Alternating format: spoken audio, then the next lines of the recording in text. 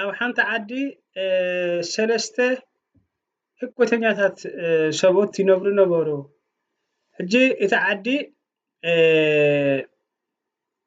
ሓደ ሓደ ነገራት ንምክንዋን ይጽገሙ ነበሩ እሞ ኣጋጣሚ ሓደ ካፍቲ ዘጸግሞም ዝነበረ ከምዚ ጉዳይ ክግብር ከሎ ምትካል ንዳስ ዝኸውን ገለ ቁሩብ ጸገማት የጋጥሞም ነበረ እሞ ሓደ መዓልቲ ኣኸይባ ገይሮም ነቲ ጉዳይ ንምክንዋን እሞ ዓድና ኣብ ጉዳይ ይኹን ኣብ ካልእ ዘጋጥም ነገር ኣብ ንእከበሉስ ንመጽለሊ ዝኸውን ዳስ ንጽገም ስለ ዘለና ኩሉ ወዲ ዓዲ ሓንቲ ባላ የምጽእ ዝብል ኣዋጅ ኣወጁ እሞ ኩሉ ሰብ ከምጽእ ከሎ እቶም ሰለስተ ሰብኡት ከየምጽኡ ተርፉ ሕጂ እዞም ሰለስተ ሰብኡት እንታይ ደኣ ኾንኩም ደኣ ዘየምጻኹም ደኣ ኩሉ ሰብ ኣምጺኡ እንድዩ ተኾንኩም ዘይተምጽኡ ንስኻትኩም ምስ ተባሃሉ ኣይነምጽእን ዘስምዕ እምቢታ ኣስምዑ እሞ ብገዛእ ፈቃዶም ከዓኒ ካፍቲ ሕብረት ናይቲ ዓዲ ተገሊሎም ይነብሩ ነበሩ ሕጂ ሓደ ካፍቶም ሰለስተ ሰብኡት ፈጺሙ ንሱ ክኸእሎ ዘይክእል ከቢድ ዝኾነ ጸገም ኣጋጠሞ ሕጂ ሰብኣይ ሓሲቡ ወደይቡ ውሪዱ ምስ ረኣያ እታ ጉዳይ ካብ ዓዲ ሓሊፉ ክፈትሓ ዝኽእል ሰብ ከም ዘየለ ረጋገፀ እሞ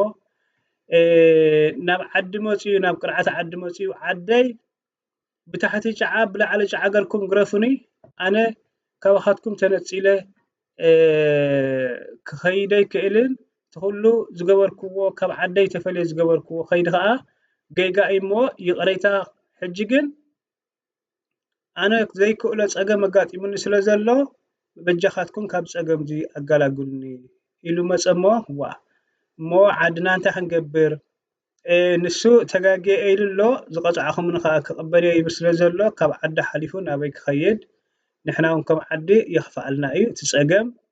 ንሓግዞ ኢሎም ነዚ ሰብኣይ ዝነበሮ ጸገም ሓገዝዎ እሞ ካብቲ ሽግሩ ተኻፊሉ ምስ ዓዱ ሕብረት ገበረ እቲ ካልኣይ ከዓኒ ነቲ ጉዳይ ምስ ተዓዘበ ወይ እሞ ዝዓርከይ ከምዚ እንድሕር ገይሩ ደኣ ንዓይ እውን ካልእ ጸገም ከጋጥመኒ ይኽእል እዩ ድሓራይ ካብ ጉያ ጉያስ ሕጂ ከምዚ ኢላ ከላኸል ክበላ ኢሉ ሰብኣይ ኣነ እውን ዓድና ካብዚ ካብ ዓድኻ ተፈሊኻ ዝግበር ነገር የለን እቲ ዝገበርክዎ ገይጋኢ እሞ ይቕሬታ ኢሉ ናብ ዓዱ ሕብረት ገበረ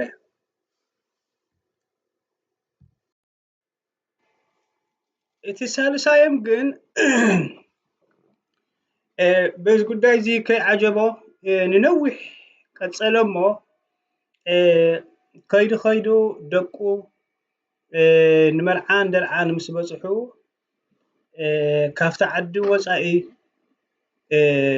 ሓደ ካብ ደቁ ተሓጺኡ ንመርዓ ተቖጸረ እሞ ጉዳይ መርዓ ከዓ ብዘይ ዓዲ ብዘይ ቤተሰብ ብዘይ መሓዛገረ ኩሉ ነገር ዝግበር ነገር የለን ድሓር ሰብኣይ በቲ ግብሩ ዝገበሮ ዝቐርቦ ሲኢኑ የማን ጸጋም ተመዓደወ ዋላ ሓደ ሰብ ነቲ ጉዳይ ክሕግዞ ዝኽእል ወይ ነቲ ኩነታት ከከናውን ዝኽእል ሰብ ተሰኣነ እሞ ኣጋጣሚ ሓደ ካፍቲ ዓዲ ሓደ ለባም ሰብኣይ ነቲ ዓዲ ኣንቱም ዓድና ሓደ ሰብ ተተጋገየት ንሕና ዶ ዓዲ ሙሉእ ክንጋገ እቲ ዕዱም ዝመጽእ ካብ ዓዲ ወፃኢ እንታይ ክብለና የኽፍኣልና እዩ ብምባል ነቲ ዓዲ ተማዓታ እሞ እቶም ዓዲ ሓቂ እዩ እንታይ ክንገብር ብምባል ደስ ከይበሎም ንኣምላኽ ይጠዓሞ ኢሎም ነቲ ጉዳይ ናይቶም ቤተሰብ ናይቶም ስድራ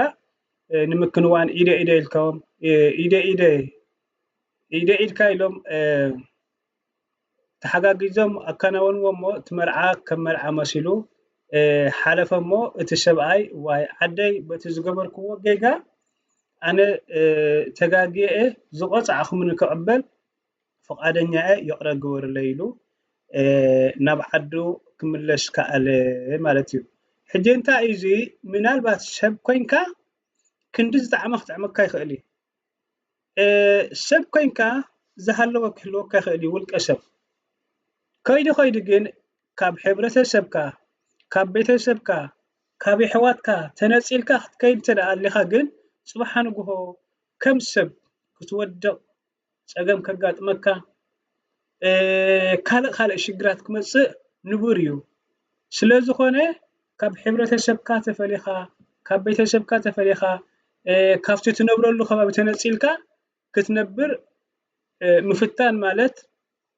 ባዕልኻ ኣብ ሓደጋ ምውዳቕ እዩ ስለዚ ኩሉ ሰብ ክትሓጋገዝ ከም ዘለዎ ሰብ ኮይንካ ካብ ሕብረት ናይ ዓድክ ንፅል ከም ዘይብልካ ዓድኻ ሓብር ከሎ ምስ ዓድኻ ክትሓብር ካብ ዓድኻ ንኸይትንፀል ዝነግር ዛንታ እዩ ማለት እዩ እዛ ዛንታ እዚኣ ምናልባት ዝሓለፈ ግዜ ምስ ሓደ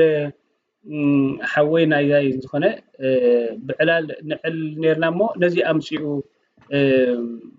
ይዕለን ነይሩ ሕጂ ዝዓላል እዚኣ ፅብቕቲ ስለዝኾነት ኣብዚ ንኸዶ ዘለና እዋን እውን እቲ ሕብረት ብመሰረቱ ይጠፍእ ስለዘሎ ይደክም ስለዘሎ ኣብ መወዳእታ ፀገም ሰጋጠመካ ዘይኮንካ ፀገም ሒዘ መፅእ ኣለኹ ኢልካ ንዓድኻ ክትመፅእ ዘለካሲ ገና ምስቲ ዓዲ ሕብረት ክህልወካ ገና ምስቶም ደቂ ዓድኻ ሕብረት ክህልወካ ገና ምስቶም ደቂ ዓድኻ ፍቕሪ ክህልወካ ከም ዘለዎ ዝነግር ዛንታ ስለዝኾነ ኣነ እዚኣ ደጊመ ብዙሕ ሰብ ክመሃረላን ብዙሕ ሰብ ክሪኣን ብምባል ዘርጊሐያ ዘለኹ ክብል ይደሊ የቐኒየለይ ነዚ ቪድዮ ትከታተሉ ከኣኒ ሼር ኮመንት ከምኡ ሰብስክራይብ ብምግባር ክትተሓባበሩኒ ይማፀነኩም የቐኒየለይ